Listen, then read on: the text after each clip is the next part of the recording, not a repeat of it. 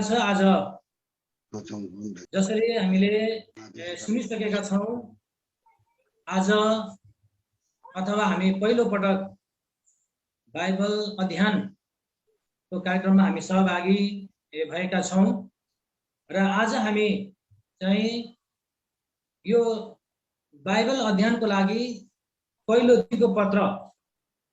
तिमोथीको पत्रको आज पहिलो अध्याय एक अध्यायलाई आज हामी अध्ययन गर्नेछौं र बाइबल अध्ययनको लागि लिएको पुस्तक पहिलो तिमोथीको पहिलो अध्याय हो र आज चाहिँ हाम्रो बाइबल अध्ययनको पहिलो पटक भएको कारणबाट हामीले अध्ययन गर्न लागेको पहिलो तिमोथीको पृष्ठभूमिलाई पनि संक्षेपमा हामी हेर्न गइरहेका छौं।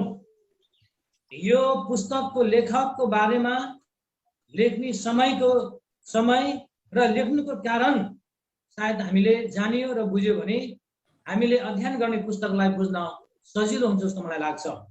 यसै कारणबाट आउनुहोस् हामी पहिला परमेश्वरको वचन हामी सुन्नेछौं, त्यसपछि बाइबल अध्ययनलाई हामी अगाडि बढाउने छौं र यो परमेश्वरको वचन हामी सुनौ। पहिलो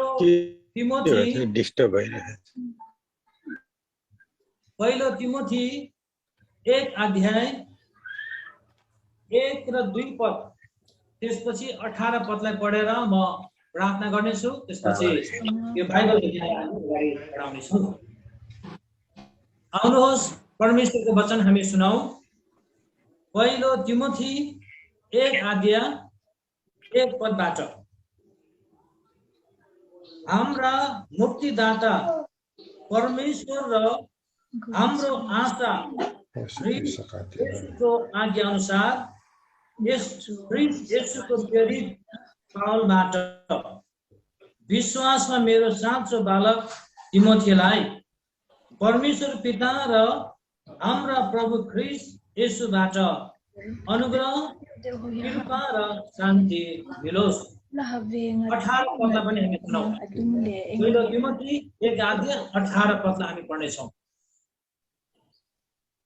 मेरो छोरो तिमोथी, म तिमीलाई यो आज्ञा दिदछु कि तिम्रो सम्बन्धमा अघि कहेका अगमबाणी अनुसार तीद्वारा प्रेरणा पाएर विश्वास र असल विवेक कायम राख्दै तिमी असल लडाई लड्न सक। परमेश्वरले आफ्नो वचन पढाइ अनि सुनाइमा हामी सबैलाई आशिष दिनुभएको होस्। आमेन। आउनुहोस् हामी छोटो प्रार्थना गर्नेछौं। प्रार्थना गरौं। महान दयालु परमेश्वर पिता, धन्यवाद दिन्छु प्रभु, आज यो अनलाइन द्वारा बाइबल अध्ययन गर्नको लागि प्रभु तपाईले हामीलाई राम्रो समय र मौका दिनुभयो। प्रभु हामी तपाईलाई धन्यवाद दिन्छौं। प्रभु आजको बाइबल अध्ययनको दौरान प्रभु तपाई हामीसँग रहनुहोस् र यो बाइबल अध्ययनबाट प्रभु तपाईको वचनलाई बुझेर हामी व्यक्तिगत जीवनमा, परिवारमा, मण्डलीमा तपाईको आशिष पाउन सकौं। प्रभु हाम्रो समय तपाईको हातमा राख्दै बिन्ती अनि प्रार्थना माग्छौं येशू ख्रीष्टको नाममा। आमेन।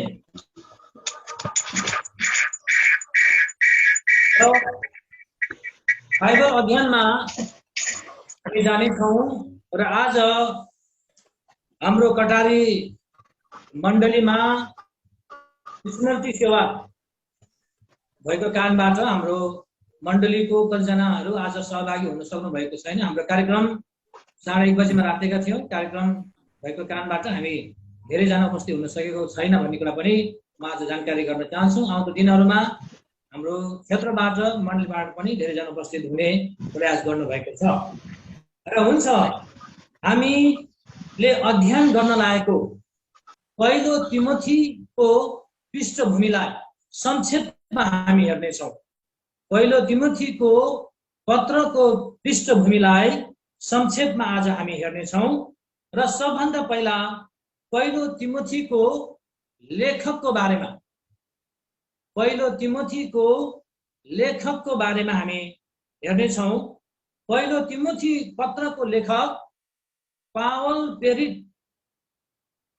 प्रेरितले लेखिएको यो पहिलो तिमोथीको पत्र लेखिएको हो र पत्रको सुरुवातमा नै समावेश गरिएको छ। पहिलो तिमोथी 1:1 पदमा पाउँछौं कि यो पत्रमा पावल उनको जीवनको घटना समावेश गरेको कुरा हामी पाउँछौं। यो पत्रको लेखक चाहिँ पावल प्रेरित हो र यो पत्र लेखकको बारेमा हामीलाई जानकारी हुन आवश्यक छ, किनभने हामीले अध्ययन गर्न लागेको पहिलो तिमोथीको पत्र र लेखकको जीवन जोडिएका हुनाले, सम्बन्ध भएको हुनाले लेखकको बारेमा संक्षेपमा जानकारी हामीले रह्यो भने पत्रलाई बुझ्न सक्छौं। र पत्रको लेखक पावल हो, जसको पहिलो नाम साउल थियो र यो नाम चाहिँ यहुदी नाम, पावलको यहुदी नाम साउल हो, जसको अर्थ चाहिँ परमेश्वरसँग मागेको भनेका छन्। र इस्राएली जातिको पहिलो राजा साउलको नामबाट यो नाम राखेको हो भनेर भन्दछन्। र यो हामी प्रेरित 8 अध्यायतिर हेर्यो भने हामी पाउँछौं। र पावलको जन्म चाहिँ एडी 10 मा रोमी साम्राज्यको टार्सस भन्ने शहरमा पावलको जन्म भएको थियो। प्रेरित 23-22 अध्यायमा कुरा लेखिएको छ। र पावल जन्मेको शहर टार्सस शहर चाहिँ शिक्षाको केन्द्र, व्यापारको केन्द्र, स्वतन्त्र शहर भएको थियो। तर पावलको परिवारको पुर्खौली घर चाहिँ गलिलको गिस्सला भन्ने ठाउँमा थिए। जब सिरिया राजाले यहुदी व्यापारीहरूलाई व्यापार गर्नको निम्ति जब आमन्त्रण गरे, जब निमन्त्रण दिएको कारण पावल र पावलको परिवार यस शहरमा आएर बसेको हामी बुझ्दछौं। र पावलको पिता बिन्यामिन कुलको यहुदी थियो, एउटा सम्मानित परिवार, एउटा आदर्श परिवार जसको व्यापारीको नामले चिन्दथ्यो। र पावलको आमा चाहिँ यरुशलेमको निवासी यहुदी घरानाको थियो भनेर हामी पाउँदछौं। र पावल यहुदी परिवारमा जन्मेको कारण बाल्य अवस्थादेखि नै व्यवस्थाको पुस्तकबाट शिक्षा दिन थाले, व्यवस्थालाई सिकाउन थाले। र त्यो बेलामा प्रसिद्ध धर्मगुरु जसको नाम रब्बी गमलिएलबाट व्यवस्थाको पुस्तकको अध्ययन गरेको कुरा बताउँदछन्। र पावलले सानैदेखि नै ग्रीक र हिब्रू भाषा दुवै भाषाको अध्ययन गरेको थियो। ग्रीक भाषाको प्रभावले ठीकसँग सोच विचार गर्ने क्षमता प्राप्त भएको छ। जुन ग्रीक भाषा सिक्यो त्यो भाषाको प्रभावले चाहिँ कसरी आफ्नो जीवनलाई अगाडि बढाउने भने सोच विचार गर्ने शक्ति प्राप्त भएको थियो। र त्यस्तै प्रकार हिब्रू भाषाको प्रभावले नैतिक चरित्र निर्माण गर्नको निम्ति उसलाई सहायता पाएको थियो। बाल्य अवस्थादेखि नै यो प्रमुख दुई भाषाको सिक्नबाट आफ्नो जीवनलाई अगाडि बढाएको हामी पाउँदछौँ। र मोसाको पुस्तकको व्यवस्थामा पोख्ता यानी निपुण व्यक्ति बनेको हामी पाउँछौँ कि पूरा व्यवस्थालाई कण्ठस्थ गरेको एउटा यहुदीको फारिसी हो भन्ने कुरा हामी बुझ्दछौँ। र पावललाई यहुदी धर्मको जोशले, यहुदी धर्मको प्रभावले क्रिस्चियन विरोध यानी विश्वासीको विरोधलाई उक्साएको थियो। विश्वासीलाई उक्साउनु, विश्वासीप्रति नकारात्मक भावना उत्पन्न गर्नको कारण यहुदी धर्मको प्रभावले हो भनेर हामी बुझ्न सक्दछौँ। जसकारण स्टिफनलाई व्यवस्थाको विरोधमा मृत्युदण्ड योग्य ठहराएको थियो। र पावल एउटा यहुदी, एउटा फरिसी भएको कारणबाट एउटा यहुदी परिषद को महासभाको सहयोगमा पावलले विश्वासीहरूलाई क्रिस्चियनहरूलाई सताउनको निम्ति नेतृत्व गरेको कुरा हामी पाउँछौँ। र जब उसले यरुशलेमको नजिकमा पनि विश्वासीहरू क्रिस्चियनहरू छ भन्ने कुरा सुने पछाडि पावलले प्रधान पुजारी कहाँ गएर दमस्कसमा रहेको विश्वासीहरूलाई पक्रेर ल्याउनको लागि अनुमति लिएर पुर्जी लिएर दमस्कसमा गएको कुरा हामी पाउँछौँ। दमस्कसमा पुगेको बेलामा अचानक स्वर्गबाट एउटा ज्योति तिनी परि चम्क्यो। तिनी भुइँमा लोटे र यस्तो स्वर सुने, हे साउल तिमी मलाई किन सताउँछौ? तिनले भने, प्रभु तपाईँ को हुनुहुन्छ? उहाँले भन्नुभयो, म येशू हौ जो तिमी सताउँछौ। उठेर सहरमा जाऊ र म तिमीले जे गर्नुपर्छ सो तिमीलाई बताउने छौ।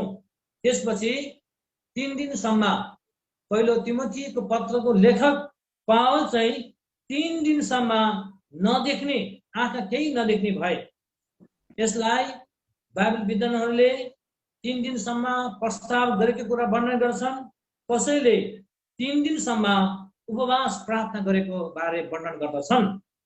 त्यस पछाडि यहुदी हननिया आएर प्रार्थना गरिदिए पछाडि उसको आँखा खुल्यो। त्यस पछाडि बप्तिस्मा लिए पछाडि उसको जीवनको परिवर्तन यही दमस्कस ठाउँमा भएको हामी पाउँदछौँ। येशू ख्रीष्टको दर्शन पछाडि पावलको पूरा जीवन परिवर्तन भएको छ। पूरा विचार, पूरा भावना उसको परिवर्तन भएको छ। त्यस पछाडि 3 प्रचार यात्राहरू गर्यो, सुसमाचारको प्रचार गर्यो, मण्डली स्थापना गर्यो। सुसमाचार प्रचारको कारण झुटो आरोप लगाएर पक्रेर जेलमा हालिदिएको हामी पाउँछौँ। जेलमा धेरै कष्टहरू, दुःखहरू सहे। जेलबाट छुटेपछि तिमोथी र तीतसलाई लिएर धेरै ठाउँहरूमा प्रचार गर्न गएको कुरा पाउँछौँ। ती मध्ये तिमोथी र तीतसलाई लिएर क्रेट मण्डलीको समस्याको हल गर्नको लागि तीतसलाई क्रेटमा छोडेका छन्। यो पत्रको पृष्ठभूमिलाई हेर्यो भने जब पावलले आफ्ना 2 जना शिष्यहरूलाई, आफ्ना 2 जना सहकर्मीहरूलाई तिमोथी र तीतसलाई लिएर सुसमाचारको सेवाकाईमा जब निस्केको थियो, त्यस पछाडि धेरै ठाउँहरूमा प्रचार गरे पछाडि क्रेट भन्ने मण्डलीको समस्याको हल गर्नको लागि क्रेट सहरमा, क्रेट भन्ने गाउँमा तीतसलाई छोडेको थियो। किनभने तीतस यो ठाउँमा, यो मण्डलीमा सेवाकाईको लागि नियुक्त गर्न कारण पनि क्रेट भन्ने सहरमा धेरै झुट बोल्नेहरू, दुष्टहरू, अल्छीहरू त्यो सहरमा थिए, त्यो सहरको मण्डलीमा थियो, मण्डलीमा समस्या थिए। त्यसकारणले तीतसलाई क्रेटमा छोड्यो। त्यस पछाडि तिमोथीलाई एफिससमा छोडेर पावल मकेडोनिया सहरमा गएको पाउँछौँ।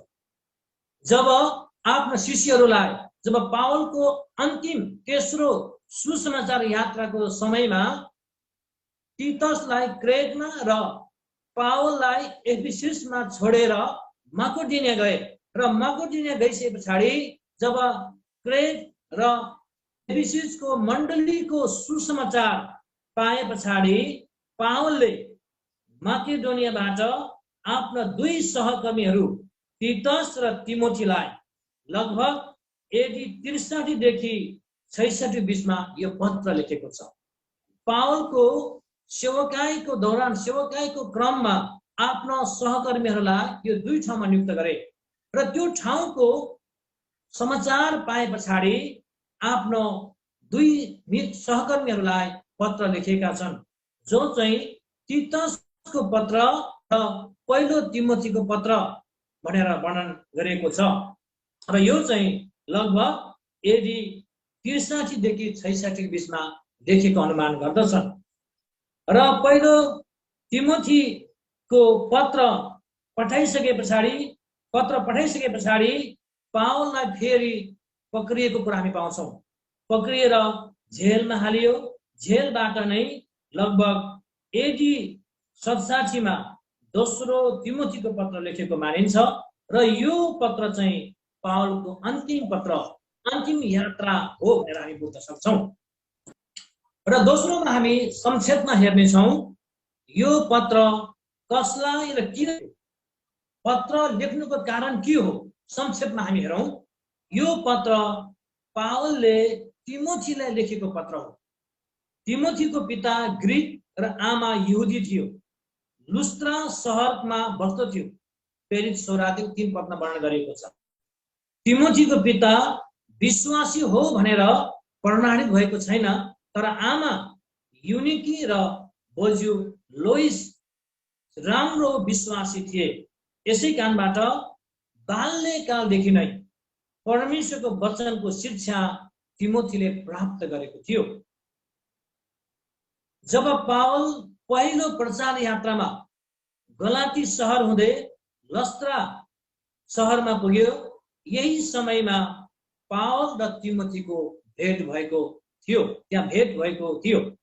दोस्रो तिमोथी 3:10-11 पदमा पाउँछौँ। त्यो बेलामा तिमोथी नवयुवक थियो। पुरानो नियमको बारेमा जान्दथ्यो, विश्वास गर्दथ्यो। त्यस पछाडि पावलले तिमोथीलाई असल विश्वासको बाटो देखाएको थियो। असल विश्वासको बाटो, विश्वासको बारे उसलाई शिक्षा दिएको हामी पाउँछौँ। त्यस पछाडि पावलले दोस्रो सुसमाचार यात्रामा नै तिमोथीलाई आफ्नो सेवामा सहकर्मी हुनको निम्ति छानेको अनुमान गर्छ। त्यस पछाडि पावल तेस्रो सुसमाचार यात्रामा गलिल सहरमा आए। तिमोथी त्यो बेलामा तिमोथी एउटा विश्वासमा परिपक्व भइसकेको थियो। विश्वासमा उन्नति गरेको देखे पछाडि आफ्नो सहकर्मी सहायक बनाउनका लागि उनले कठोर गरे। फेरि 16:1-3 पदमा पाउँछ। तिमोथी पावलको सहायक घनिष्ठ विश्वयोग्य सहकर्मी थियो। पावल तिमोथीको आत्मिक पिता थिए। पावलसँग सुसमाचारको यात्रा गरियो। व्यक्तिगत रूपमा सुसमाचार प्रचार गरेको हामी पाउँछौँ। नयाँ मण्डली जहाँ समस्या भएको मण्डलीमा सेवाकाई गरियो। मण्डलीमा भएको समस्यालाई हल गरेको कुरा पाउँछौँ।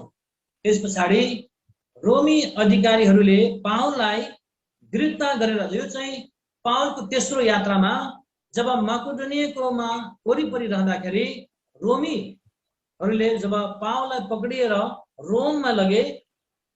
रोम लगिसके पछाडि तिमोथी पनि पावललाई भेट्न रोम गएको वर्णन गर्छन्। तर पावल पुग्नुभन्दा अनि तिमोथी पुग्नुभन्दा पहिला नै पावलको मृत्युदण्ड दिइसकेको थियो। त्यसपछि तिमोथीलाई पनि केही समय कैदमा राखेपछि छोडिदिएको पाउँछौँ। यो हो पावलले तिमोथीलाई लेखेको पत्र। र पहिलो तिमोथीको पत्र पावलले तिमोथीलाई लेख्नुको कारण के रहेछ संक्षेपमा हेरौँ। विभिन्न विषयहरूमा निर्देशन दिनको लागि यो पत्र लेखेको छन्।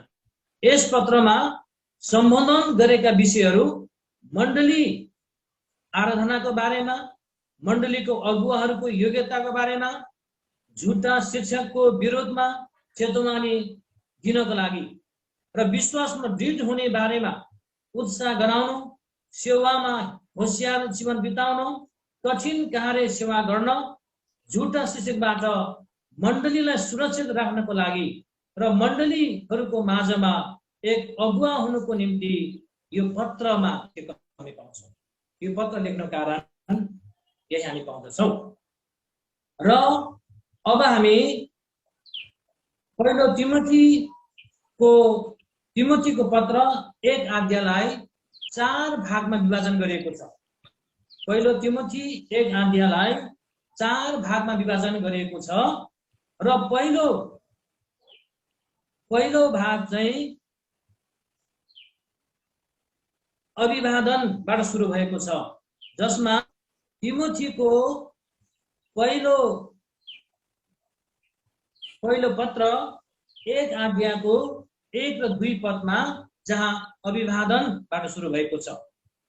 र पहिलो तिमोथी 1 अध्यायको 1 पदमा प्रयोग भएका मुख्य शब्द यहाँ प्रयोग गरेका जो शब्द छ त्यो हो परमेश्वर, आशा र प्रेरित शब्दलाई प्रयोग गरेको छ। परमेश्वर शब्दको प्रयोग गर्नको कारण पनि रोमीहरूले उनीहरूको सम्राटलाई, उनीहरूको राजालाई मुक्तिदाता भनेर परमेश्वरको संकेत गर्दथ्यो। त्यसै कारणबाट यहाँ पावलले मेरो निम्ति भने परमेश्वर नै एकमात्र साँचो परमेश्वर हो, रोमी सम्राट मेरो परमेश्वर होइन, मेरो परमेश्वर चाहिँ एकमात्र साँचो परमेश्वर हुनुहुन्छ, उहाँको आज्ञाकारी रहनुपर्छ भन्ने उहाँले यहाँ वर्णन गरेको छ। परमेश्वर शब्दबाट यहाँ सुरु भएको हामी पाउँछौँ।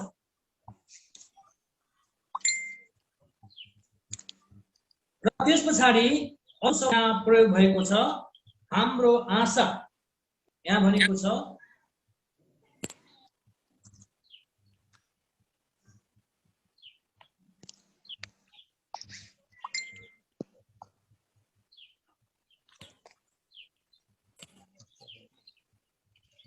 माफ गर्नु होला, हामी हेर्नेछौँ।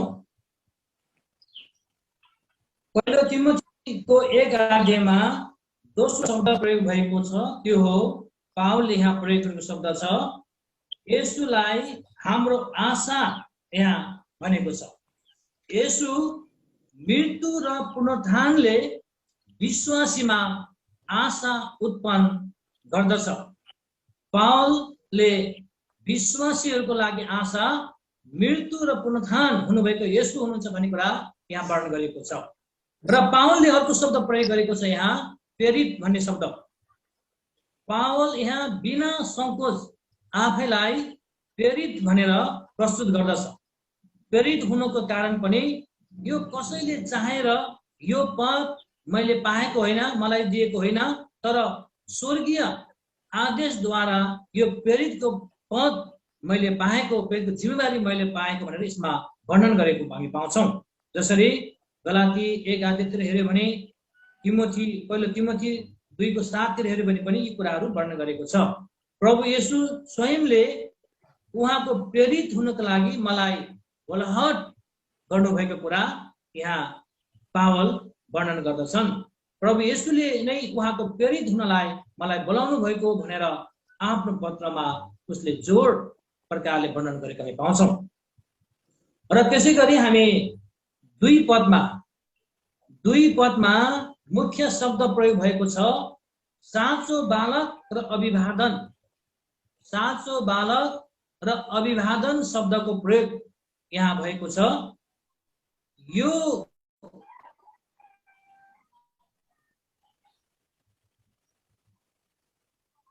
पत्र चाहिँ एफिसी र अन्य मण्डलीहरूमा पनि पढेर सुनाउने भएको हुँदा र एफिसी भनेको सेवकाईको निम्ति एउटा अप्ठ्यारो, एउटा गाह्रो सहर, गाह्रो मण्डली थियो।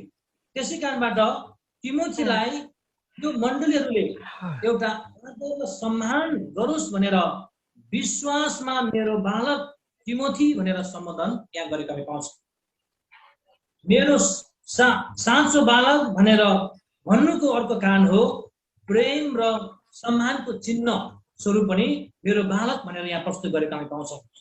र प्रभुमा अब तिमोथी प्रभु परिपक्व भइसकेको छ, एउटा प्रभुमा परिपक्व भएको छ। त्यसै कारणबाट ओ प्रौढ भइसकेको छ, सेवाको निम्ति नियुक्त गरेको व्यक्ति, अभिषेक गरेको व्यक्ति भएको हुनाले पावलले तिमोथीलाई मेरो साँचो बालक भनेर यहाँ सम्बोधन गरेको हामी बुझ्दछौँ। र अन्तिम शब्द हामी पाएको त्यो हो अभिवादन। पावलले अनुग्रह, दया, शान्तिको अभिवादन दिँदछन्। यो अभिवादन दिने प्राय पावलले आफ्नो सबै पत्रहरूमा यसरी अभिवादन दिएको हामी पाउँदछौँ। यो एउटा परम्परा कुराहरू, एउटा चल्दै आएको रीति तरिका पनि हुन सक्छ। यसै कारणबाट पावलले यो पत्रमा पनि तिमोथीलाई अभिवादन दिँदछ। परमेश्वरको शान्तिलाई ध्यानमा राख्दै पावलले तिमीलाई आशिष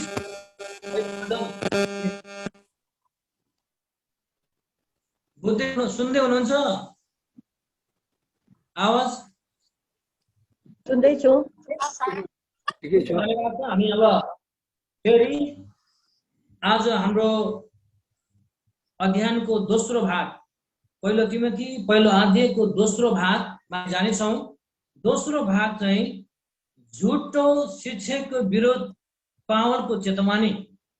झुटा शिक्षकको विरोधमा पावलको चेतावनीको बारेमा छ, जो चाहिँ पहिलो तिमोथी 1 अध्याय 3 देखि 11 पदमा हामी पाउँछौँ।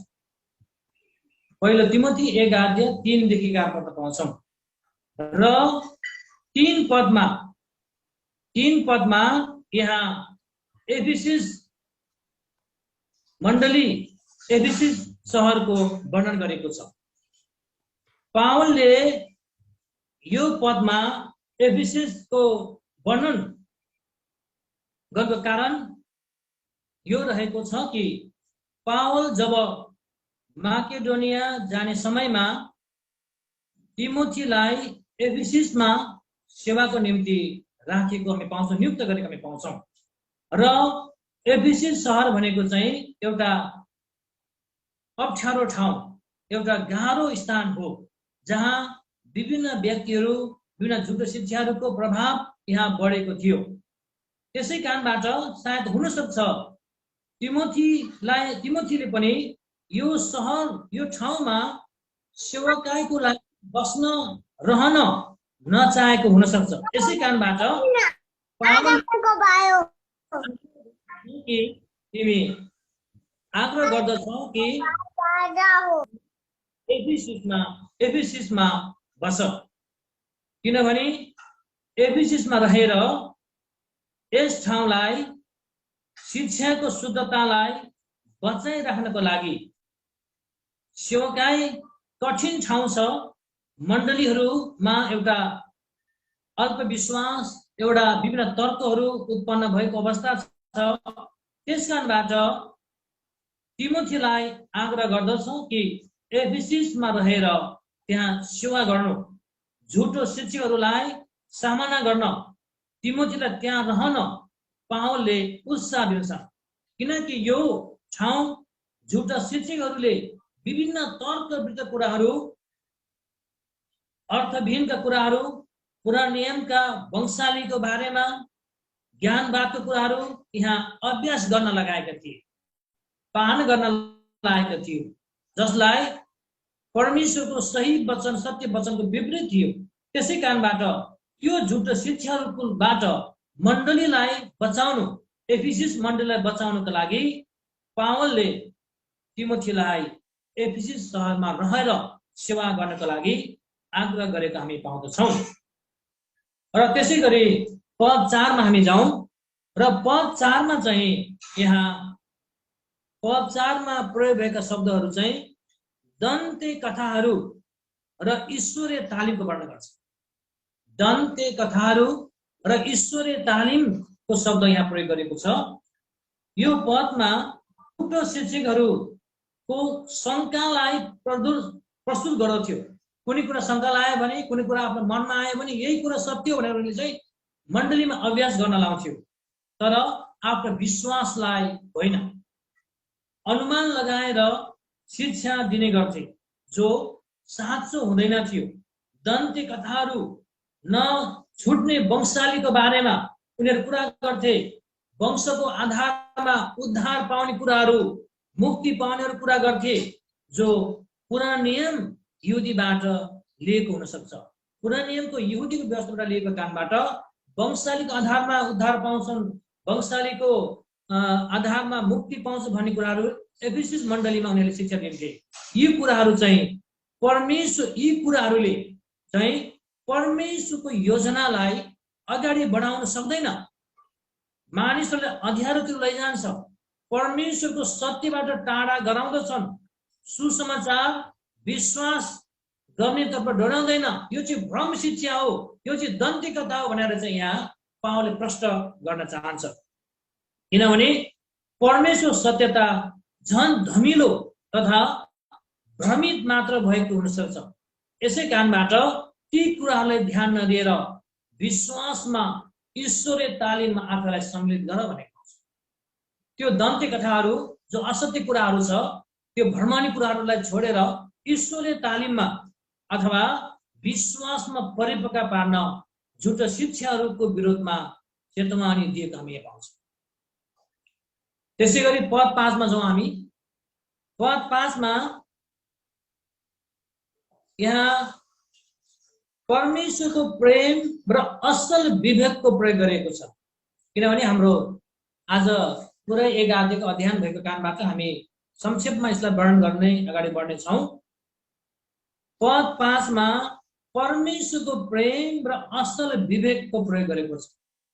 पावल तिमोथीलाई दिएको आज्ञालाई उद्देश्यलाई यहाँ चाहिँ उनले व्याख्या गर्न चाहन्छन्, बताउन चाहन्छन् कि जो येशू ख्रीष्टको पुनरुत्थानको उद्देश्य सम्बन्ध छ।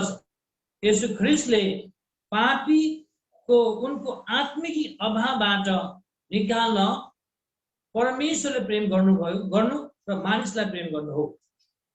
परमेश्वरको प्रेम प्राप्त भए पछाडि परमेश्वरलाई प्रेम गर्नु र मानिसलाई प्रेम गर्नु, गलत र असत्य बाटो, सत्य र ठिक कुराको छान्ने विवेक, जो सच्चा सेवा गर्न चाहन्छ र परमेश्वरको प्रेम अन्तिम स्वरूप झल्किने उत्तम किसिमको स्वार्थविहीन प्रेमलाई उत्पादन गर्दछ।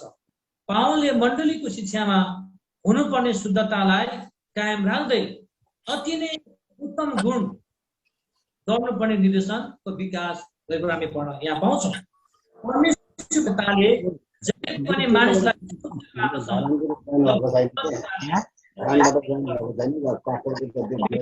साँचो विवेक, साँचो चेतनाले मानिसलाई शुद्धतर्फ लैजान्छन् भने गलत विवेक, गलत चेतनाले त्यसलाई भ्रष्ट अथवा नाश पार्छ भन्ने कुरा पनि यहाँ वर्णन गरेको हामी पाउँछौँ। अब हामी जाउँ फेरि पद 6 मा। र पद 6 मा फसरा तर्कको वर्णन गरेका छन्। पद 6 मा फसरा कुराहरू। एफिसीको मण्डलीमा यस्तो व्यक्तिहरू थियो। पद 6 मा एफिसीको मण्डलीमा यस्तो व्यक्ति थियो, कुनै मानिसहरू विश्वासको उद्देश्यलाई पूरा गरिरहेको थिएन। परमेश्वरले आज्ञा गर्ने कुराहरूलाई छाडेका छन्। अनैतिक तथा बेकारका कुराहरू, जसलाई बेकार कुराहरूलाई चाहिँ फसरा तर्क भनेका छन्। यहाँ बेकारका अर्थविहीन कुराहरू, महत्त्व नभएका कुराहरू, मान्छेलाई अनन्ततामा भ्रष्ट बनाउने कुराहरू छन्। त्यसको वर्णन चाहिँ यहाँ गरेको छ। सायद झुटो शिक्षकहरूको प्रभावले त्यहाँ रहेका मण्डलीमा जनाउने प्रभाव, फसरा कुराहरूको प्रभाव पारेको हामी वर्णन गर्दछन्। फसरा तर्कहरू चाहिँ अर्थविहीन कुराहरू, मानिसलाई गलत बाटो लैजाने तर्कहरू भन्न हामी यहाँ बुझ्न सक्छौँ। र अब फेरि हामी पद 7 मा जाउँ। पद 7 मा वर्णन गरिएको छ व्यवस्थाका शिक्षकको बारेमा बताएको छ। व्यवस्थाको शिक्षक वर्णन गरेको छ। व्यवस्थाको शिक्षक को भन्दाखेरि झुटा शिक्षकहरूलाई व्यवस्थाको शिक्षक भनेर यहाँ चाहिँ नामकरण गरेको छ। झुटा शिक्षकहरू आफैलाई पुरानिमको व्यवस्थाको असल शिक्षक भएको दाबी गर्थ्यो र सम्मान चाहन्थ्यो। उनीहरू सम्मान चाहन्थ्यो, तर मानिसहरूको निम्ति प्रेम देखाउन साथ आफैलाई अहंकार गर्थे। अरूले मलाई सम्मान गरेको होस् भन्थ्यो। अरूप्रति प्रेमको भावना, नम्रताको भावना थिएन। त्यो चाहिँ को भन्दाखेरि व्यवस्थाका शिक्षक अथवा झुटो शिक्षकहरू हुन्, जो अहंकारले जल्ने गर्थ्यो, अहंकारले भरेका हुन्थे। झुटो शिक्षकहरू अति नै ढिट हुने हुनाले तिनीहरूले के सिकाइरहेका छन्? व्यवस्थाको शिक्षकहरू, झुटो शिक्षकहरूले चाहिँ ढिट थियो, आफूले नजाने कुराहरू पनि घमण्ड गर्ने गर्थ्यो। त्यसकारणले उनीहरूले के सिकाइरहेको हुन्थ्यो उनीहरूलाई केही थाहा हुँदैन थियो। शिक्षक हुन चाहन्थ्यो तर शिक्षक हुनुमा असक्षम थियो। केही नबुझी नजानिकन शिक्षा गर्थे, जसलाई व्यवस्था शिक्षक भनेको झुटा शिक्षकको वर्णन यहाँ गरेको हामी पाउँछौँ। र हुन्छ त्यसै गरी हामी पद 8 मा जाउँ सरासरी। र पद 8 मा यहाँ वर्णन गरिएको छ व्यवस्थाको असल उचित रूपमा व्यवस्थाको पालन, उचित रूपमा व्यवस्थाको पालनको बारेमा पाउल यहाँ वर्णन गर्न चाहन्छ। र पाउलले यहाँ वर्णन गरेको छ कि व्यवस्थालाई बदल्न चाहेको होइन, व्यवस्थालाई फेर्न चाहेको होइन, व्यवस्था पवित्र धर्मीतर्फ दोहोर्याउँछ, दोहोर्याउनुमा असल छ। यसकारण उचित प्रकारले प्रयोग गर्दा यो असल हुन्छ। तर व्यवस्थालाई गलत तरिकाले प्रयोग गर्दै, व्यवस्थालाई गलत प्रकारले प्रयोग गर्दै बचाएकाहरू अथवा विश्वासीले पालनै गर्नुपर्छ भनेर सिकाउँछ भने, त्यो व्यवस्था सिकाउँछ भने त्यो खराब हुन जान्छ, त्यो खराब हुन जान्छ। किनकि व्यवस्थाले मानिसलाई बचाउने उद्धार मुक्ति पाउने होइन भनेर। अर्थात् व्यवस्था आफ्नो ठाउँमा ठिक छ, तर व्यवस्था चाहिँ विश्व जीवनमा लाग्यो भने, विश्वासीलाई पालन गर्छु भने चाहिँ यो चाहिँ उचित हुँदैन। यसले चाहिँ खराब त्यसको परिणाम आउँछ भन्ने कुराहरू चाहिँ यहाँ वर्णन गरेको हामी पाउँछौँ। हुन्छ, अब हामी सरासरी 9 र 10 पदमा जाउँ। फेरि 9 र 10 पदमा पनि झुटा शिक्षक र व्यवस्थाको बारेमा विस्तृत रूपमा वर्णन गरेको छ। जो व्यवस्थाको शिक्षकहरू थिए तिनीहरूको जीवनको चित्रण यहाँ गरेको छ। किनभने व्यवस्था धर्मीहरूको निम्ति यो जीवनको मार्ग होइन। आफ्नो ठाउँमा ठिक छ, तर यसले जीवनको मार्ग सत्य बाटोमा लाँदैन।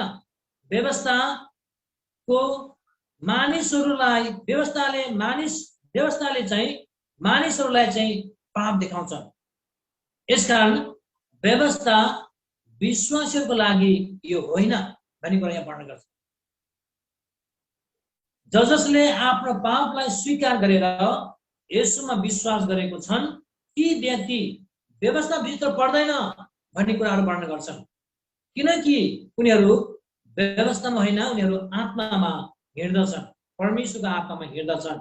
जसरी गलाती 5:13-26 पदमा पनि कुराहरू वर्णन गरेको छ। व्यवस्थाको प्रयोग गर्नु भनेको पापीको कायल गरिदिनु कुरा हामी पाउँछौँ। यो पदमा उल्लेखित गुणहरू चाहिँ यहाँ व्यवस्थाको झुटो शिक्षा, व्यवस्थाको शिक्षकहरूले चाहिँ यो 2 पदमा चाहिँ 10 आज्ञाबाट लिएको जस्तो देखिन्छ। 10 आज्ञाबाट उनीहरूले लिएर उनीहरूले मण्डलीमा एक प्रकारको जबरजस्ती प्रकारले पालना गर्नको दबाव देखाउँछ। किनभने त्यो व्यवस्थाबाट 10 आज्ञाबाट लिएको जस्तो हामी यहाँ देख्छौँ। तर जुन व्यवस्थाका शिक्षकहरू, झुटा शिक्षकहरूले व्यवस्था सिकाउन चाहन्छन् तिनीहरू त्यो व्यवस्था अनुसार बाँचेर हुँदैन। जसले जुन व्यवस्था उनीहरूले प्रस्तुत गरे त्यो अनुसार उनीहरूले आफ्नो जीवनहरू चाहिँ के हो प्रकट गरेका जीवन चलाइरहेको हुँदैन थियो। यसै कारण व्यवस्थालाई महत्त्व दिने तर उनीहरूको नैतिक जीवन ठिक नभएको यहाँ वर्णन गर्छ। यो गर्नुपर्छ त्यो गर्नुपर्छ भन्दथ्यो, तर त्यो अनुसार चाहिँ उनीहरूको जीवन यहाँ थिएन। जस्तै यहाँ हामीले लेखेका छन् कि 9 पदमा लेखिएको छन्, जस्तै आज्ञाकर्ता भक्तिहीन, पापीहरू, अपवित्र, दूषित, पितृघातहरू, त्यसै गरी व्यभिचारका निम्ति, पुरुषगामीहरू निम्ति यी कुराहरू उनीहरूले चाहिँ 10 आज्ञाबाट ल्याएर मण्डलीमा एउटा शिक्षा दिएको जस्तो देखिन्छ। तर यी 10 आज्ञा आधारित, यो व्यवस्था आधारित उनीहरूको जीवन चाहिँ गरेको पाउँछौँ। यस कारणबाट व्यवस्थालाई महत्त्व दिने तर उनीहरूको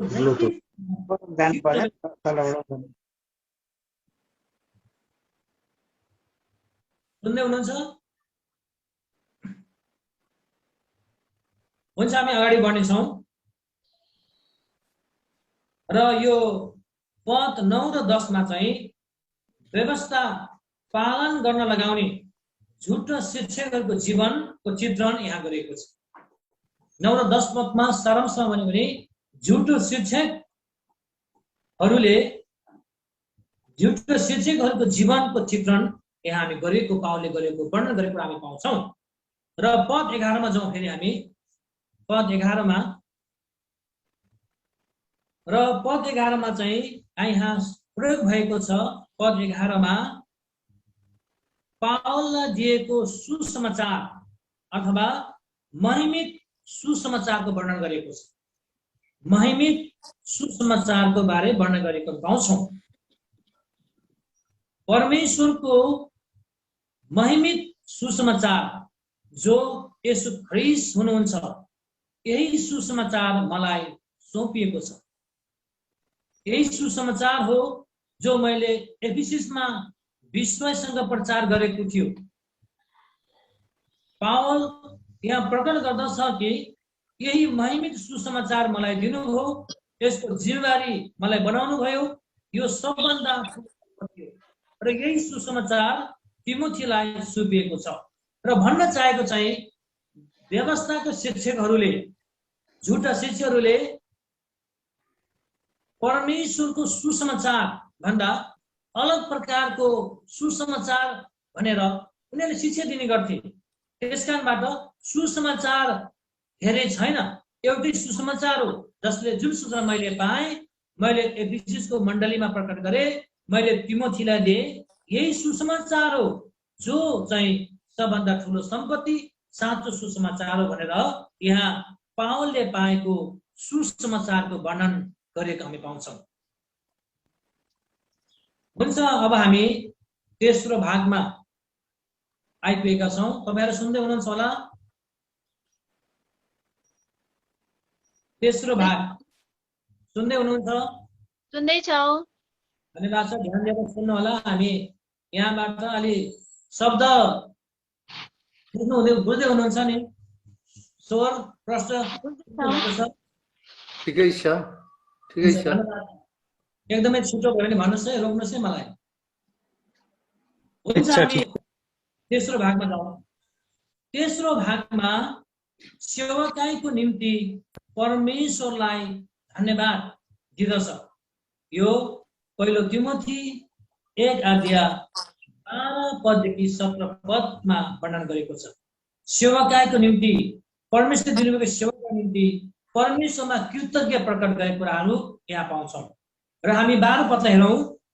12 पदमा पाउँछौँ, 12 पदमा परमेश्वरलाई परम प्रभु म धन्यवाद दिन्छु, धन्यवाद दिदछु भन्ने शब्दले यहाँ प्रयोग गरेको छ।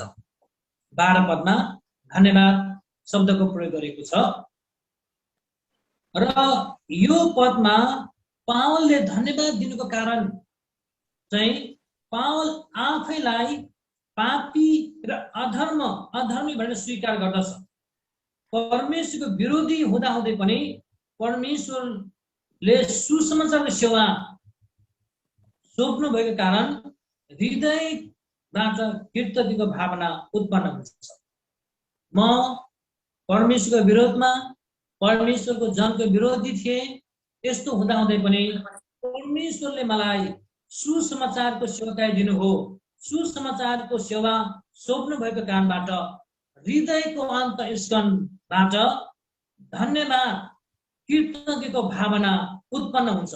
यो यहाँ हामी देख्छौँ पावलले साधारण रूपमा धन्यवाद भनेको होइन, उसले आफ्नो हृदयको अन्तर्स्करणदेखि, किनकि म अधर्मी अयोग्य व्यक्तिलाई सुसमाचार दिनुभयो, सुसमाचारको सेवकाईको लागि मलाई चुन्नुभयो, त्यसकारणबाट हृदयदेखि परमेश्वरलाई धन्यवाद दिदछन्, जो कि हृदयको कृतज्ञताको भावना यहाँ प्रकट गर्दछ। येशू प्रभुद्वारा मलाई विश्वसनीय भरोसेय ठान्नुभयो, सुसमाचारको सेवकाई दिनुभयो। सेवकाई परमेश्वरले दिनुभएको एउटा वरदान, सेवकाई परमेश्वरले दिनुभएको वरदान हो। यसै कारणबाट परमेश्वरलाई हृदयदेखि कृतज्ञ प्रकट गर्दछ, धन्यवाद दिएको कुरा हामी पाउँछन्। र यहाँ वरदान परमेश्वर एउटा वरदान चाहिँ सेवकाई पनि एउटा वरदान भन्ने कुरा नयाँ कुरा आज हामी यहाँ सिक्न सक्छौँ। विभिन्न वरदानहरू हुन्छ, ती वरदानहरूलाई विभिन्न प्रकारको भन्ने गर्छौँ, तर प्रभुले जुन सेवा संगति गर्नको निम्ति हामीलाई दिनुभएको छ यो चाहिँ परमेश्वरले दिनुभएको वरदान हो। हामीसँग हुनसक्छ अन्य वरदानहरू हैन, अरू अन्य भाषा नबोल्ने वरदान होला, तर सेवाकाई दिनुभएको छ यो चाहिँ परमेश्वरको वरदान हो भन्ने कुरा पावलले यहाँ चाहिँ प्रकट गरेको कुरा हामी पाउँदछौँ। र यो चाहिँ परमेश्वरले आफ्नो अनुग्रहले भर्नुभयो, सेवाकाई निम्ति एक महत्त्वपूर्ण स्थानमा राख्नुभयो। त्यसै कारणबाट हृदयदेखि नै कृतज्ञताको भावना परमेश्वरमा प्रकट गर्दछन्, प्रभुलाई धन्यवाद दिएको हामी पाउँछौँ। र अब हामी 13 पदमा जाउँ। 13 पदमा पावलले आफ्नो पुरानो जीवनको वर्णन गर्छ। उहाँले यस पदमा आफ्नो पुरानो जीवनको वर्णन गरेको हामी पाउँछौँ। पुरानो जीवनको वर्णन गर्छ र त्यहाँ परमेश्वरले मलाई कृपा गर्नुभयो भन्ने कुरा पाउँछौँ। आफ्नो पुरानो जीवनको वर्णन गर्दै परमेश्वर कृपा पाएको कुरा वर्णन गर्छन्। पावल आफ्नो पुरानो जीवन मण्डलीलाई सतावट दिने झुटा व्यक्ति, असत्यमा हिँड्ने व्यक्ति थियो भनेर आफैलाई चित्रण गर्छन्। यहाँ आफ्नो एउटा गवाही, एउटा टेस्टमनी हैन, आफ्नो एउटा गवाही यहाँले प्रस्तुत गर्दछन् कि म असत्यमा हिँड्ने व्यक्ति थिए, म ख्रीष्टको विरोध र ख्रीष्टलाई विश्वास गर्नेहरूको विरोधमा ख्रीष्टको विरोध र ख्रीष्टलाई विश्वास गर्नेहरूको विरोध सताउने व्यक्ति थिए। दुष्ट कामहरू, दुष्ट कुराहरू, असत्य कुराहरू बोल्ने व्यक्ति थियो। यहाँ पावल आफ्नो विश्वासी हुनुभन्दा पहिला, प्रभुलाई पाउनुभन्दा पहिला आफ्नो गवाही यहाँ प्रस्तुत गरेको पाउँछन् कि आफ्नो पुरानो जीवनको चित्रण चरित्रलाई यहाँ पावलले प्रकट गरेको छ। ख्रीष्टलाई विश्वास गर्नेहरूलाई सतावट दिन्थे किनकि मलाई व्यवस्थाले असत्यताले अनजान बनाएको थियो है। र पावलले यहाँ एउटा मुख्य कुरा के पाउँछ भने यसरी म ख्रीष्टको विरोध गर्न पनि, ख्रीष्टलाई विश्वास गर्नेहरूको विरोधी बन्न कारण पनि मलाई व्यवस्थाको शिक्षाले प्रभाव पारेको थियो, यहुदीको जोशले मलाई प्रभाव पारेको थियो भन्ने कुरा वर्णन गर्छ। मान्छेलाई जुन शिक्षा दिन्छौँ ती शिक्षा अनुसार आफ्नो जीवन चाहिँ अगाडि बढाउँछ। पावलले पनि जब उसलाई यहुदी शिक्षा दियो, यहुदीको व्यवस्थाले गर्दा एउटा विश्वासीप्रति नकारात्मक भावना चाहिँ उसको मनमा उत्पन्न गरेको कुराहरू हामी पाउँछौँ। र यी सबै मैले किन गरेको थिएँ भन्दा म असत्य थिएँ, म अनजानमा थियो, मैले जानी बुझेको थिएन, त्यसै कारणबाट मैले परमेश्वरबाट कृपा प्राप्त गरेँ भनेर भन्नुभएको छ। अति महत्त्वपूर्ण छ।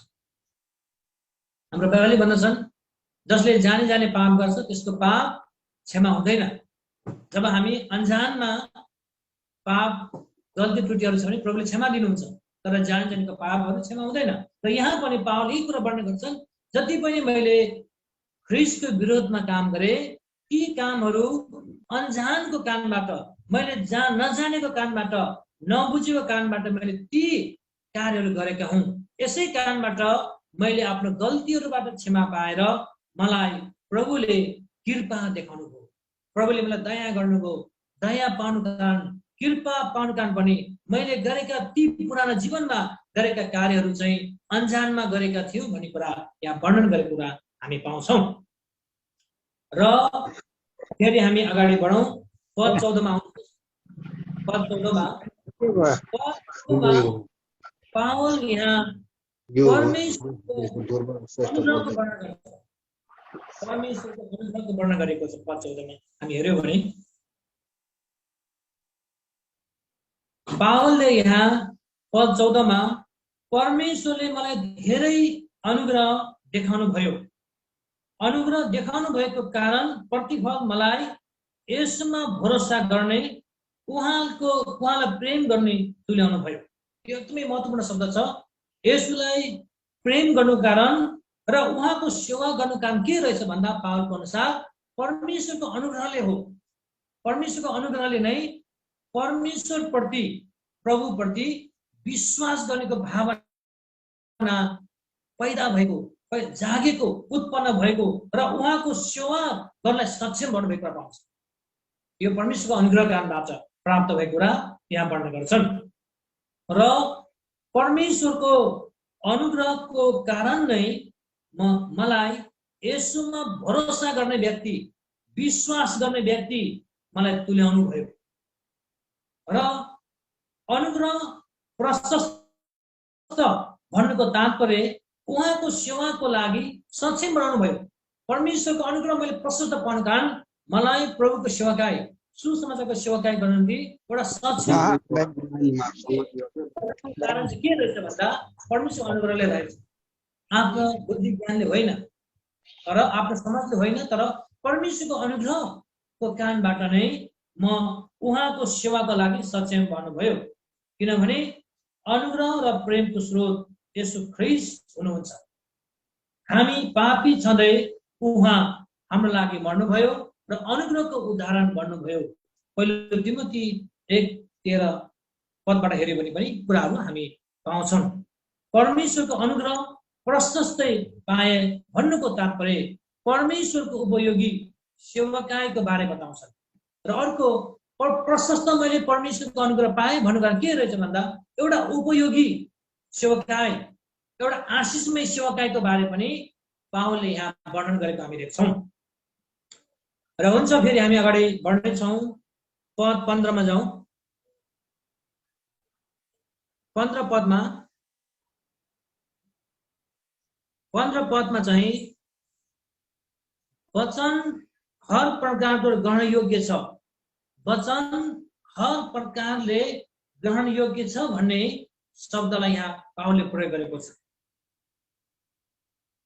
अर्थात् येशू ख्रीष्टको सुसमाचारमा पापीहरूको उद्धार भएको कारण यो ग्रहण योग्य छ वर्णन गर्छ। हामी पाउँछौँ वचन हर प्रकारको ग्रहण योग्य छ।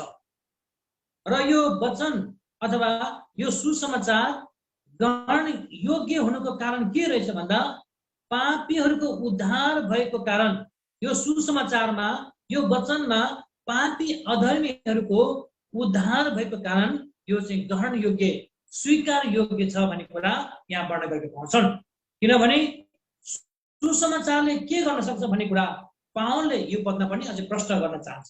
यसको अर्थ यो हो कि अन्य झुटा शिक्षकको तुलनामा यो स्वीकार छ। झुटा शिक्षकहरूले विभिन्न वचनहरू भन्ने दाबी गरेका छन्, सुसमाचारहरू प्रयोग गरेका छन्, जसमा पापी र अधर्मीको लागि क्षमा कुराहरू, उद्धारको कुराहरू छैन। त्यसै कारणबाट झुटा शिक्षकको तुलना गर्दाखेरि जुन सुसमाचार, जुन वचन मैले पाएँ यो चाहिँ ग्रहण योग्य छ, किनभने यसमा पापी र अधर्मीको उद्धार छ भन्ने कुरा यहाँ वर्णन गर्दछन्। परमेश्वर योजना पापीहरूलाई बचाउने, पापको आत्मिक अभावबाट निकाल्नु। यसकारण परमेश्वरको वचन ग्रहण योग्य, भरोसा योग्य छ। पावल फेरि पनि आफ्नो विगतको सन्दर्भलाई पनि यहाँ देखाउन चाहन्छ कि पापीहरूमा म सबभन्दा पापी थिए। उसले आफैलाई सबभन्दा तल्लो दर्जाका पापी बनेका छन्, तर परमेश्वरको वचन सुसमाचारले उसको जीवनमा उद्धार ल्याएको कुराहरू यहाँ वर्णन गर्न चाहन्छ। यसै कारणबाट परमेश्वरको मण्डली तथा उहाँको जनहरूलाई सताउदिने एक पापी भएको स्वीकार गर्दछ र ती व्यक्तिलाई सुसमाचारका कारण परमेश्वरको वचनले चाहिँ परिवर्तन जीवन दिएको छ। यसै कारणबाट यो वचन चाहिँ ग्रहण योग्य, यसकारण यो वचन चाहिँ के छ? वचन ग्रहण योग्य छ, किनभने यसमा पापीहरूको लागि उद्धार छ भनेर चाहिँ यहाँ प्रस्तुत गर्दछ। हुन्छ, अब फेरि 16 पदमा हामी अगाडि बढौँ। आउनु 16 पदलाई हामी हेर्नेछौँ। र 16 पदमा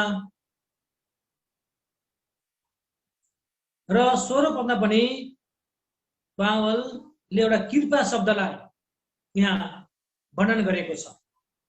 कृपा शब्दको वर्णन यहाँले विस्तृत रूपमा पावलले 16 पदमा वर्णन गरेको छ। परमेश्वरको योजनामा एउटा कृपा रहेको कुरा हामी पाउँछौँ। परमेश्वरको योजनामा एउटा कृपा हामी पाउँदछौँ र त्यो हो पावल यहाँ पापीहरूलाई बचाउने परमेश्वरको योजना बताउँछ। म पापीहरू भन्दा पापी भएर पनि मैले के पाएँ? कृपा पाएँ।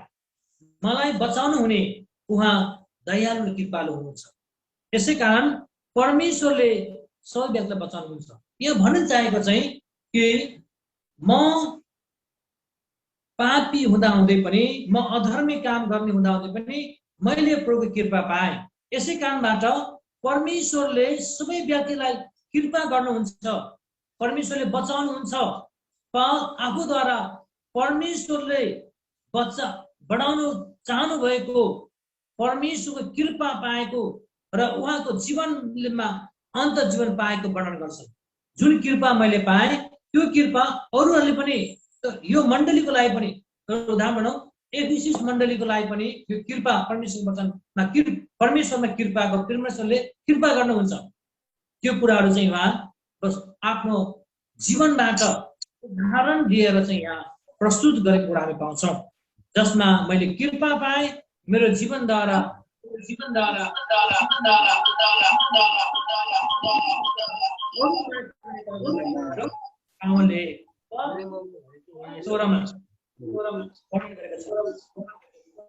र हामी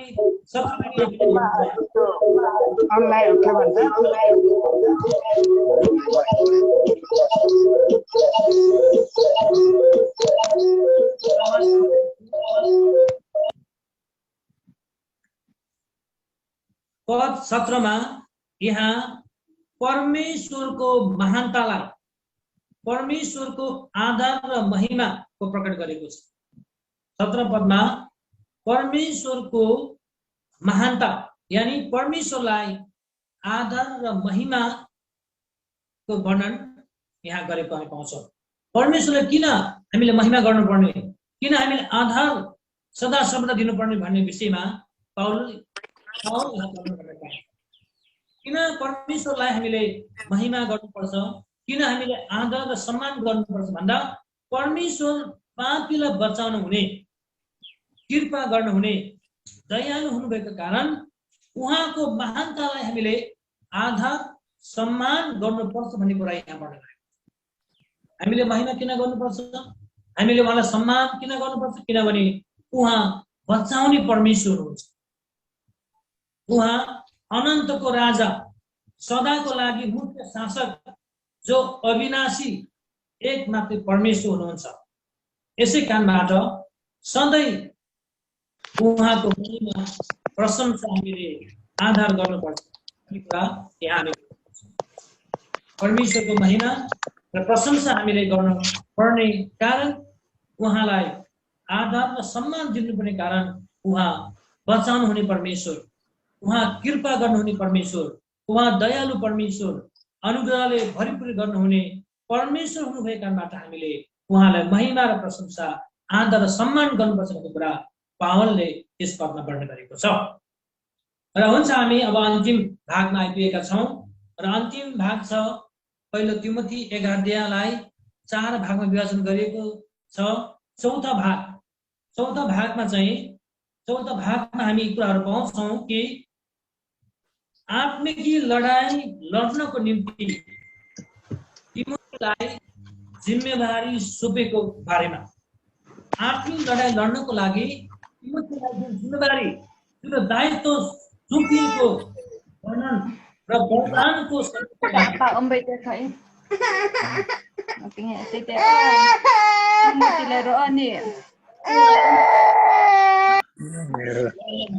एउटा जिम्मेवारी दिएको कुराहरू अथवा वरदानको प्रयोग गर्ने विषयमा आज्ञा दिँदछन्। अब तिमीले वरदान पाएका छौ, तिमीले आत्मिक लडाई लड्नुपर्छ, तिमी जिम्मेवारी व्यक्ति भयो भन्ने कुराहरू चाहिँ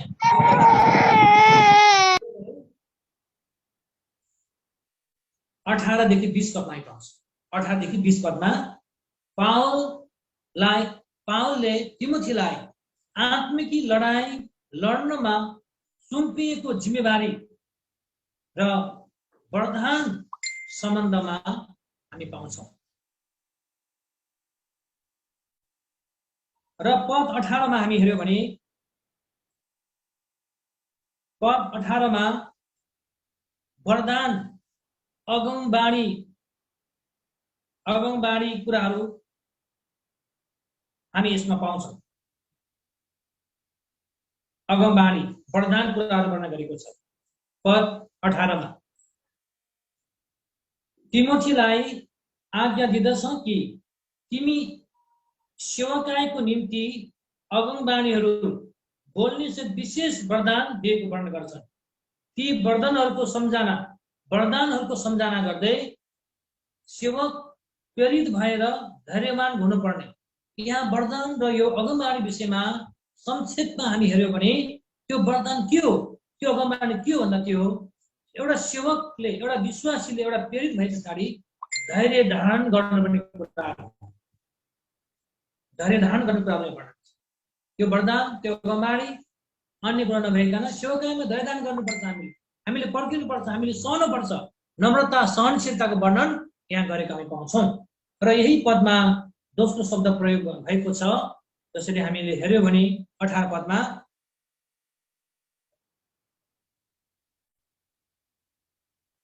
सुरुमा हामी हेर्यौं भने मेरो छोरो तिमोथी यानी मेरो आत्मिकी छोरा, मेरो सहकर्मी भएको दाबी गर्दछन्। सहकर्मी भएको हुनाले आत्मिकी लडाई लड्ने विषय पनि यहाँ भन्न गरेको छ। आत्मिकी लडाई तिमोथीले प्रभुको सेवाकाई गरिरहेको सन्दर्भमा मानौ तिमी कुनै युद्धमा लडिरहेका छौ। तिमी युद्धमा लडिरहेको सिपाही जस्तो हो। अर्थात् प्रभुको लागि कडा मेहनत साथ सेवाकाई गर्नुपर्छ भन्ने बात छ।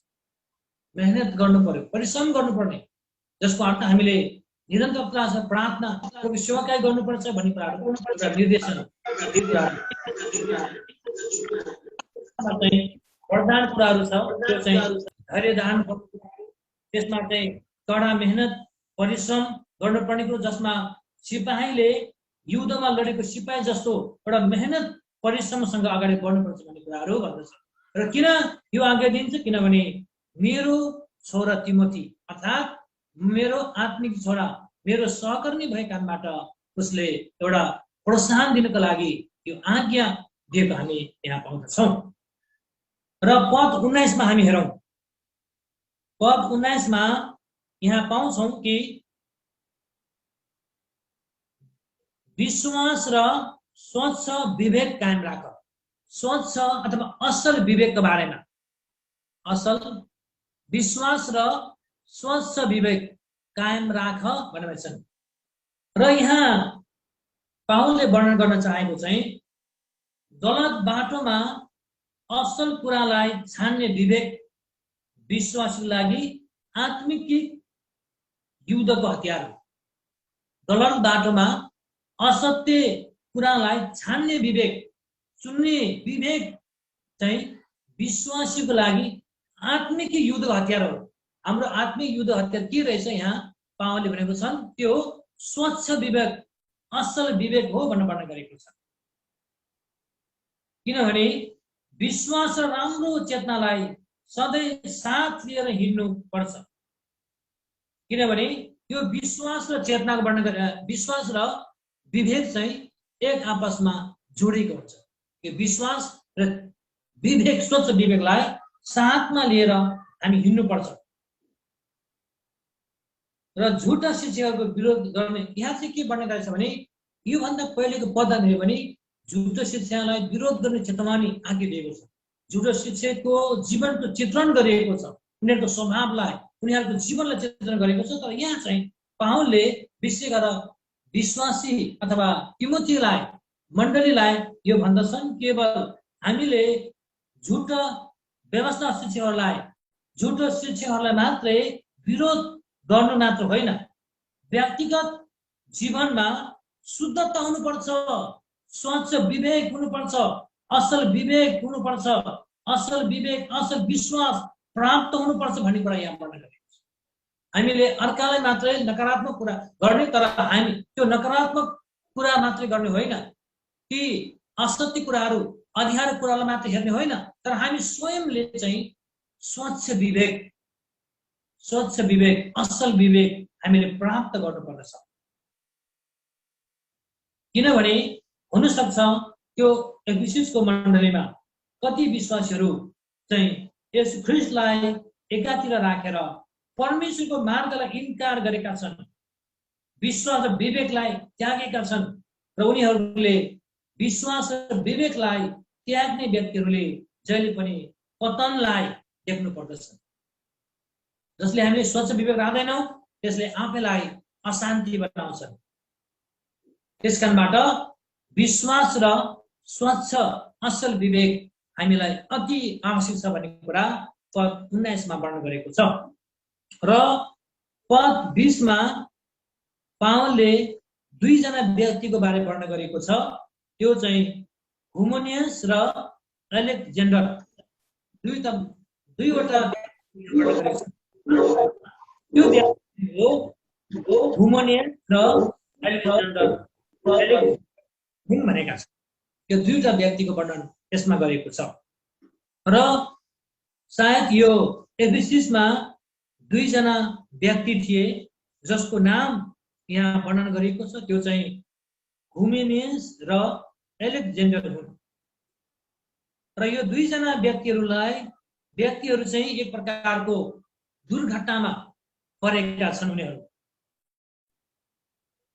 यी दुई व्यक्तिहरू दुर्घटना परेको कुरालाई स्मरण गर्छन्, अथवा यहाँ वर्णन गरेका छन् यो दुई व्यक्तिहरू चाहिँ भड्किएर गएका व्यक्तिहरूको उदाहरण दिन्छ। भड्किएर गएका असत्य बाटोमा लागेका व्यक्तिहरूको यहाँ वर्णन गरेका छन्। अथवा भड्किएर जानु, तर्केर जानु भनेको आफ्नो विश्वासबाट तर्किएका, विश्वासलाई त्यागेका, पुरानो जीवनलाई नत्यागेका र विश्वलाई त्यागेका व्यक्तिहरूको वर्णन यहाँ गर्दछन्। यो हुमोनियस चाहिँ हल्ला फैलाउने तथा झुटो शिक्षा विवाद फैलाउनुमा छिटो व्यक्ति थियो। उसको चरित्र के थियो, उसको जीवनको स्वभाव के थियो? हुमोनियस चाहिँ एकदम हल्ला फैलाउने तथा झुटो शिक्षा र विवाद फैलाउनुमा एकदमै छिटो व्यक्ति थिए। र एलेक्जेन्डर चाहिँ यो तामाको काम गर्ने व्यक्ति थियो भनेर वर्णन गर्छन्। अनि तिनले उसको पापी बानी व्यवहारलाई, पुरानो जीवनलाई, उसमा भएका घटी कमी कमजोरलाई कहिले पनि उसले त्याग्न मानेनन्, उसले कहिले पनि छोड्न मानेनन्। त्यसै कारणबाट यो दुईजना व्यक्तिहरू चाहिँ त्याग्न मानेनन्। त्यसै कारणबाट यी दुईजना व्यक्तिहरूलाई शैतानको हातमा सुम्पिएको छ। यहाँ हामी पाउँछौँ कि अन्तिममा गर्नु भनेर मैले शैतानको हातमा सुम्पिएको छ भनेर भनेको छ। यहाँ चाहिँ र शैतानको हातमा सुम्पिनु भनेको सायद मण्डलीबाट निष्कासनलाई वर्णन गर्छ। मण्डलीबाट निष्कासन गरेका हुन सक्छ, किनभने उनीहरूले आफ्नो स्वभावलाई, आफ्नो पुरानो स्वभावलाई उनीहरू त्याग्न मानेका थिएनन्। त्यसै कारणबाट उनीहरू अनुशासनमा राखेका छन्। र अनुशासनमा राख्नु कारण पनि ताकि उनीहरूले पश्चाताप गरेर फेरि पनि फर्किने आशा भएको हुन सक्छ। यो शैतानको हातमा सुन्नुको अर्थ एउटा मण्डलीले अनुशासनमा राखेका व्यक्ति, निष्कासन गरेका व्यक्ति, ताकि आफ्नो त्रुटिहरूलाई स्वीकार गरेर फर्किने आशा राखेका हुन सक्ने विषयमा हामी यो पदमा पाउँछौँ। यसै कारणबाट शिक्षा र विवेकलाई हेलचेकाइ गर्नु भनेको सेवाकाईमा दुर्घटना निम्त्याउनु हो। अथवा उनीहरूले आफ्नो विवेकलाई सही रूपमा प्रयोग गरेन, आफ्नो विश्वासलाई स्थिरता नदिएको कारणबाट उनीहरू चाहिँ मण्डलीको अनुशासनमा परेका वर्णन हामी यहाँ पाउँछौँ। त्यसै कारणबाट आज हामीले पहिलो तिमोथीको पत्र 1 अध्यायलाई 4 भागमा विभाजन गरेर संक्षिप्तमा हेर्यौँ।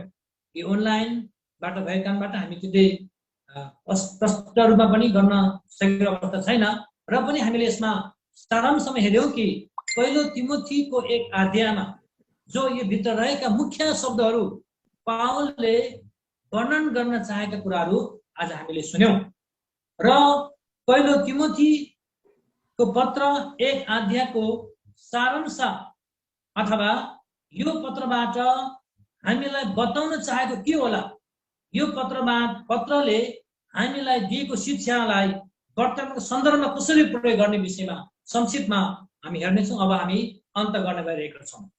सरासरी हामीले पहिलो तिमोथी 1 अध्यायलाई हामीले अध्ययन गर्यौं। पहिलो तिमोथी 1 अध्यायको मुख्य पदहरूको मुख्य शब्दहरूलाई हामीले यसलाई विश्लेषण गर्ने, व्याख्या गर्ने प्रयास हामीले गर्यौं र अब यो पहिलो तिमोथीको 1 अध्यायले वर्तमान सन्दर्भमा हामीले के सिक्का दिन्छ त, वर्तमान सन्दर्भमा कसरी हामीले प्रयोग गर्ने भन्दा यसलाई हामी यसरी भन्न सक्छौं कि एकमा पावलले विश्वासबाट प्रभुको सेवा गरेको कारणबाट प्रेरित पद, प्रेरित अधिकार प्राप्त भएको कुरा वर्णन गर्छ। पावलले प्रेरितको पद अथवा अधिकार प्राप्त गरे।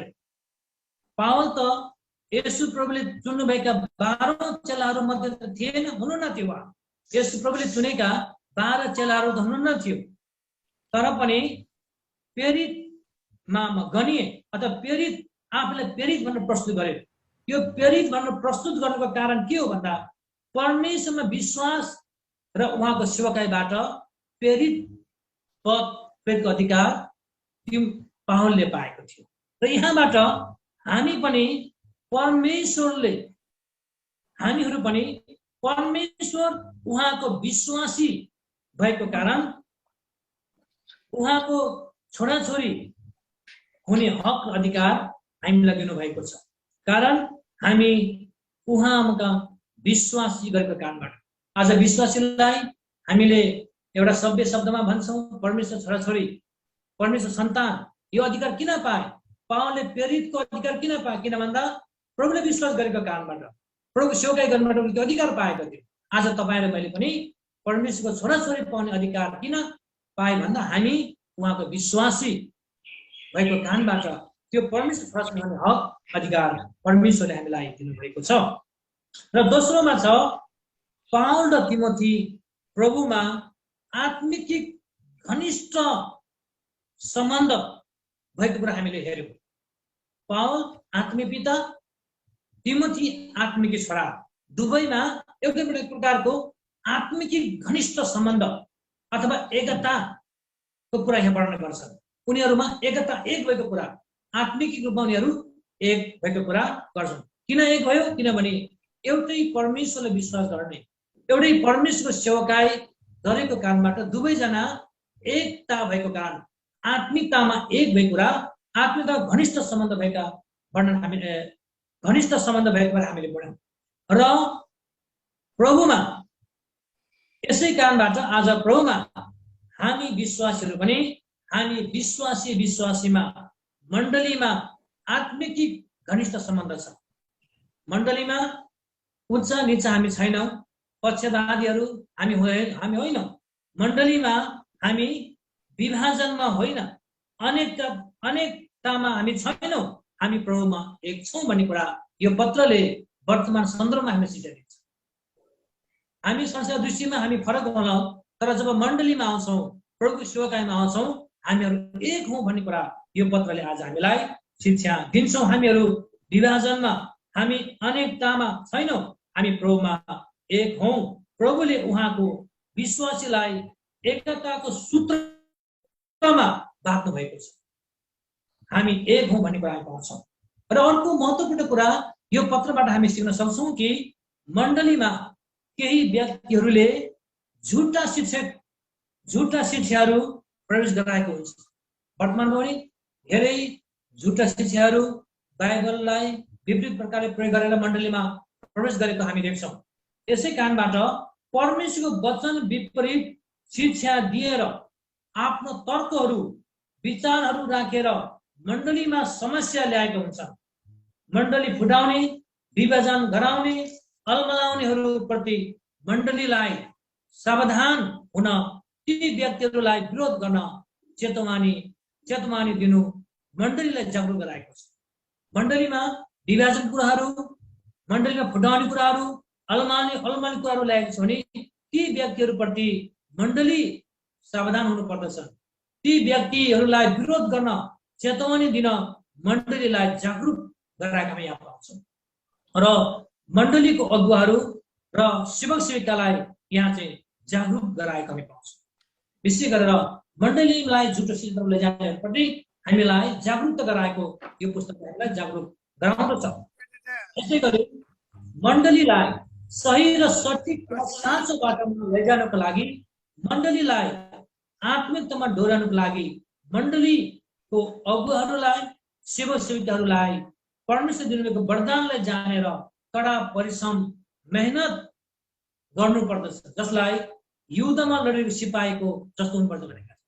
हामीले हाम्रो मण्डलीलाई परिपक्वतामा, आत्मिकतामा लैजानको लागि परमेश्वर दिनुभएको वरदान के हो? सेवकाई हो। त्यो सेवकाईमा हामीले के गर्नु पर्यो? मेहनत गर्नुपर्छ, परिश्रम गर्नुपर्छ, जसरी युद्धमा लडिरहेको सिपाही जस्तो हुनुपर्छ, अनि मात्रै मण्डलीलाई आत्मिकतामा लैजान सक्छौँ भन्ने कुरा पनि यो पुस्तकले हामीलाई सिकाउँदछ। र यसमा असल विवेक, स्वच्छ विवेकमा पनि जोड दिएको पाउँछौँ। यसै गरी अर्को यसमा महत्त्वपूर्ण के छ भने मण्डलीलाई कलमा ल्याउने, भ्रममा पार्ने व्यक्तिलाई मण्डलीको अधिकार प्रयोग गर्नुपर्छ भन्ने कुरा छ। जसले मण्डलीको नियम पालन गरेका छैनन्, मण्डलीको नियम विपरीत, परमेश्वरको वचन विपरीत आफ्नो जीवन अपनाएको छ भने त्यसमा मण्डलीले आफ्नो अधिकार प्रयोग गर्नुपर्छ। त्यो अधिकार प्रयोग गर्नुपर्छ। मण्डलीले आफ्नो अधिकार प्रयोग गरी अनुशासित गर्नुपर्ने कुरा, अनुशासनमा राख्नुपर्ने कुराहरू अथवा मण्डलीमा निष्कासन गर्नुपर्ने अधिकार मण्डलीलाई दिएको छ भन्ने कुरा पनि पावलले यहाँ हामीलाई वर्णन गर्न चाहन्छन्। यसै कारणबाट पहिलो तिमोथीको पत्र चाहिँ मण्डलीको हेरचाह रेखदेख गर्ने बारेमा लेखेको पत्र भएकोले यो पत्रलाई पास्टरीय पत्र भन्दछन्। पास्टरीय पत्र भन्नुको कारण चाहिँ यो पत्रमा मण्डलीलाई हेरचाह गर्न, मण्डलीलाई रेखदेख गर्न, मण्डलीलाई सुरक्षा गर्न, मण्डलीलाई आत्मिकता बढाउनको विषयमा लेखिएको पत्र भएको कारणबाट यो पत्रलाई पास्टरीय पत्र भन्दछन्। हुन्छ, आजको बाल अध्ययन म यही अन्त गर्न चाहन्छु। र जुन आज हामीले बाइबल अध्ययन गर्यौं, परमेश्वरले हामी सबैलाई आशिष दिनुभएको होस्। आमेन। हुन्छ, बाँकी समय हाम्रो सञ्चालकज्यूको हातमा राख्न चाहन्छु। धन्यवाद।